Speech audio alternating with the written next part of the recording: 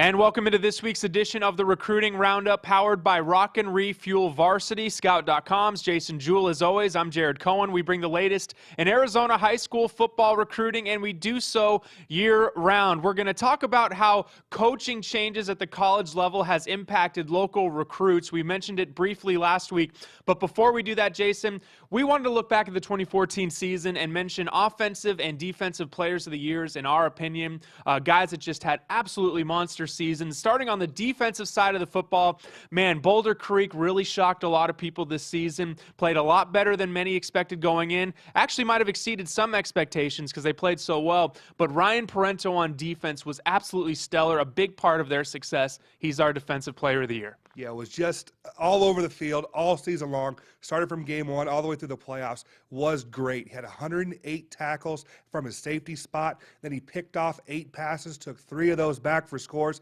Just a tremendous season for Ryan. It's paying off. He has several Division I scholarship offers. Great kid, 4.2 GPA.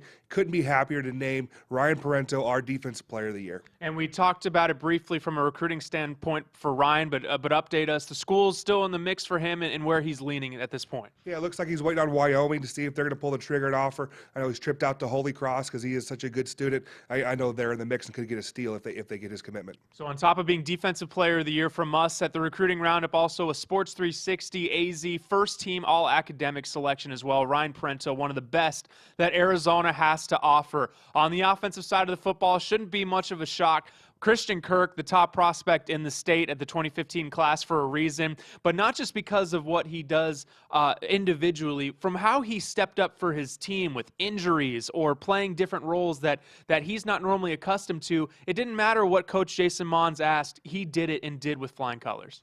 Yeah, you look at he's going to be a wide receiver at Texas A&M, but Cameron Johnson went down towards the end of the year with an injury, and then all Christian did was he rushed for 1,700 yards on the year and 25 touchdowns, which is absolutely ridiculous. Then you look at what he did at his natural position of wide receiver.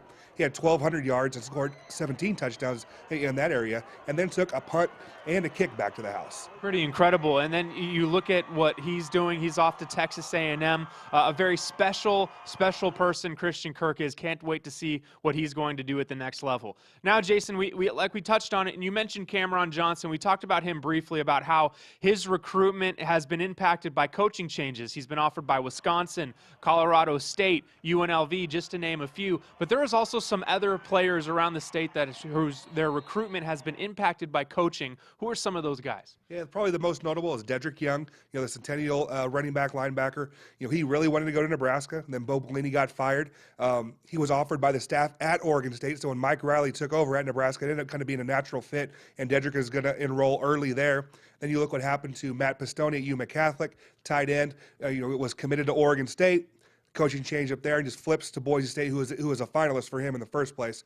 Then you look at guys also like Dalton Sneed, the quarterback at Horizon, had his only offer, was from UNLV. That staff gets let go, so he was kind of in limbo and up in the air. But Tony Sanchez and the new staff has said they're going to honor his commitment. He's taking his official visit out there January 23rd. And then that UNLV staff, Kenny Owens, a wide receiver at Williamsfield, also his only Division I offer. The staff, their wide receivers coach, was retained.